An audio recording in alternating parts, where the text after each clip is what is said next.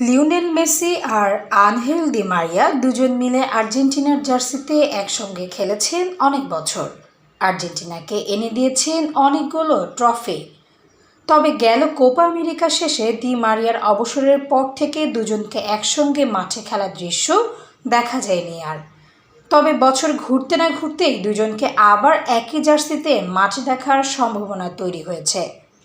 না, আর্জেন্টিনার জার্সিতে আর নয়, সে অধ্যায় গেল বছরই শেষ করে ফেলেছেন আর্জেন্টাইন তারকা ডি মারিয়া। এরপর কোচ সতীর্থদের আহ্বানের পরও নিজের সিদ্ধান্তে অটল ছিলেন বর্তমান বেনফিকায় খেলা এই উইঙ্গার। তার সঙ্গে মেসিকে দেখা যেতে পারে মেসির বর্তমান দল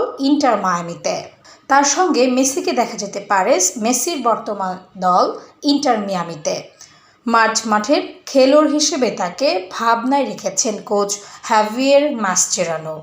তবে তিনি অবশ্য দলটার প্রথম পছন্দ নয়। ম্যানচেস্টার সিটির তারকা মিডফিল্ডার কেভিন ডি ব্রুইনেকে এখানে চাইছে দলটি।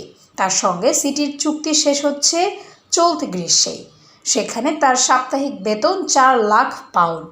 তাকে MLS ক্লাব সান দিয়েগো এফসিতে নিতে চেয়েছিল, তবে বড় বেতনের কারণে তাকে নিতে পারছে না। তবে ইন্টার মিয়ামির দলে এরই মধ্যে 3 জন বড় বেতনের রয়েছেন: মেসি, লুইস সুয়ারেজ ও সার্হিও বুস্কেটস। তাই ডি ব্রুইনের মতো তারকাকে দলে নিতে গেলে তার বেতনে বড় রকমের ছাড় দিতে হবে। মূলত এই কারণেই ডি মারিয়ার নাম চলে আসছে আলোচনায়।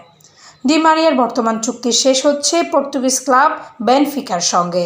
জানা গেছে তিনি ইতোমধ্যে মিয়ামিতে বাড়িও দেখে এসেছেন। তবে বর্তমান তিনি আরও 1 বছর ইউরোপে থাকতে চান বলে জানিয়েছেন। সেক্ষেত্রে মেসি ডি মারিয়াকে একসঙ্গে দেখার অপেক্ষাটা বাড়বে বলে আরও একটু আশা করা যায়। Desk report, সমযোগ।